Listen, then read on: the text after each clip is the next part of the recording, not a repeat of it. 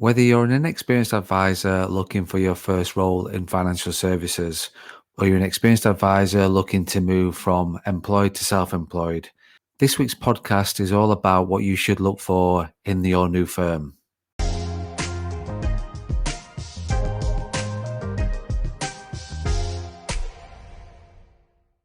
Welcome to the Mortgage Broker Broadcast with me, Craig Skelton.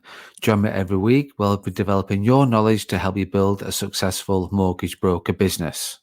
So following on from last week's podcast with Jonathan Needham, where Jonathan and I talked about what recruiters look for in potential advisors and new advisors in financial services, I want to flip that on the head a little bit this week and talk about what new advisors should be looking for in their new firm. So, like I said, whether you're an inexperienced advisor looking for your first role in mortgage services or financial services, or whether you're an experienced advisor looking to move from employed to self-employed, it's all about finding the right home for you and the right firm that you fit in with.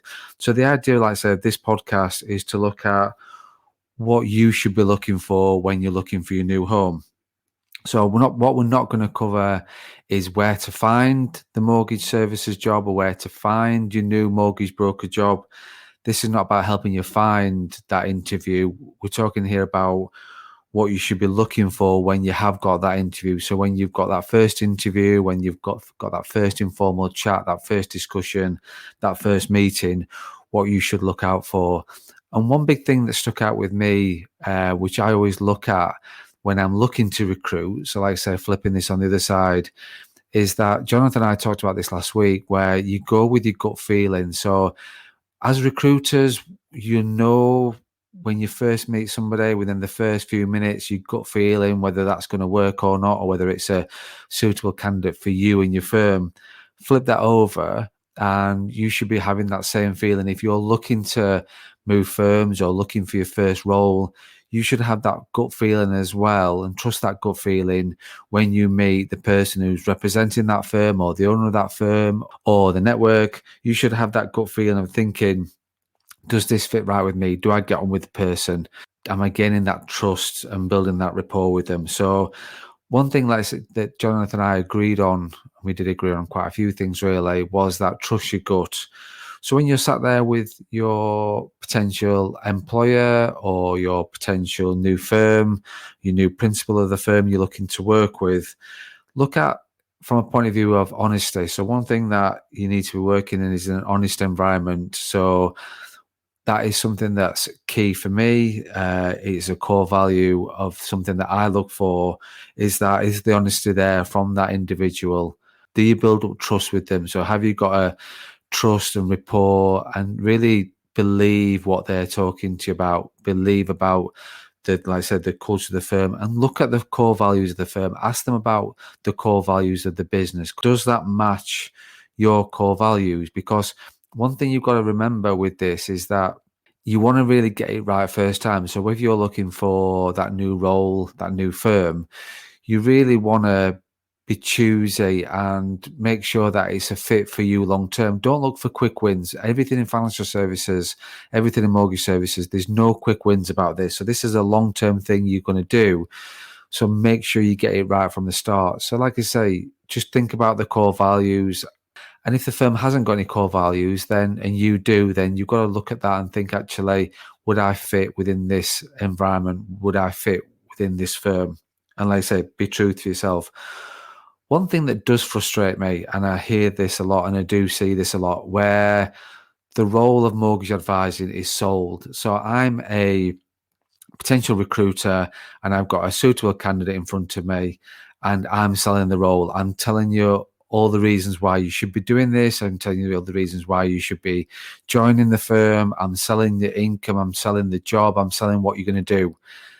That's a really big no for me. And Jonathan also talked about that last week, that neither one of us sell the role. And to be honest with you, we go the total opposite way of try and put people off. We do really sort of labor a lot about the role and the hard work and effort that you put into it. So if you have got somebody that you sat there and there's a potential recruiter that you're talking to and a potential firm and they're selling it then just be mindful about that, because whenever somebody's selling something, it always benefits them. So I sort of said 90% of the time, Jonathan said 110% of the time.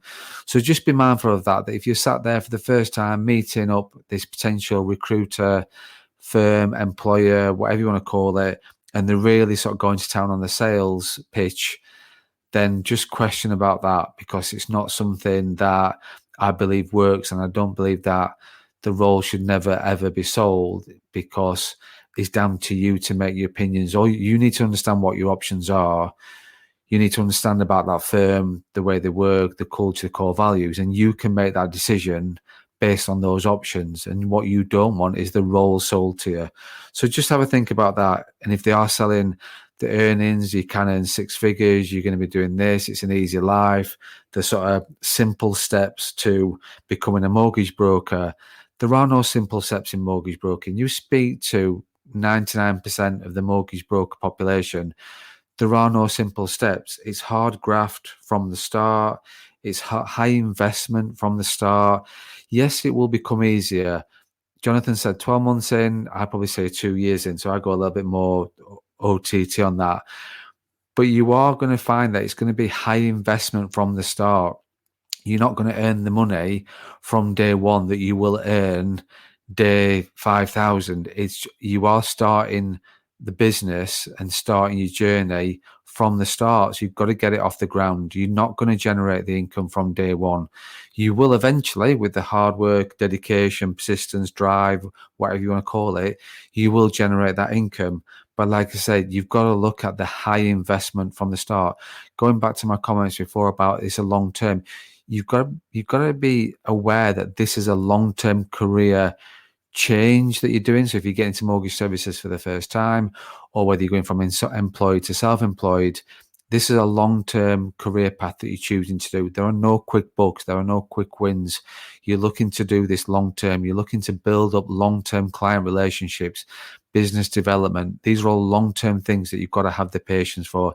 And if you haven't got the patience and the persistence, I'd be questioning whether it's something you should be doing. So, like I said, one thing that you've got to be aware of is, like, from day one, you're not going to be generating the income that you would later on in your career. And that's something you need to be aware of, because when I'm looking to recruit, I always give the same spiel to every single candidate with regards to income, because I want to make sure that I've made that potential candidate fully aware of what the income looks like for the first 6 months. So, one thing I talk about is sit down, look at what you need to earn in a month just to wipe your face, just to pay the bills, not to live, but just to get by. So think about what you need to generate each month. Times that by 6. So that gives you a 6 months worth of income, what you would need. And if you've got that in savings, if you've got that investment behind you, then fine.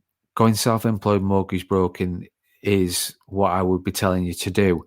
However, what you need to be doing is making sure you've got that investment behind you or that savings behind you, because if you haven't, you'll be chasing the pounds will come. Absolutely. That there is no doubt about that. But you will not earn that from day one. And if you're chasing the pound from day one, service will go out the window because you'll be chasing the pound. And this industry and this business is all about the service. Absolutely 100%. If you worry about the service, look after the service, the pounds will look after themselves. So, like I say, with regards to that, sit down with yourself, sit down with your partner. If you're looking to go self-employed, think about your income, what you need behind you.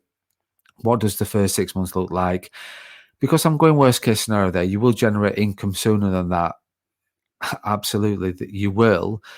But if you go worst case scenario, which I always look at going worst case scenario, if you go worst case scenario and you know you've got 6 months of income behind you or 6 months of savings to make sure you can just pay your mortgage and pay your bills, you'll focus on the service, you'll focus on your learning, you'll focus on your development, you won't focus on the pound.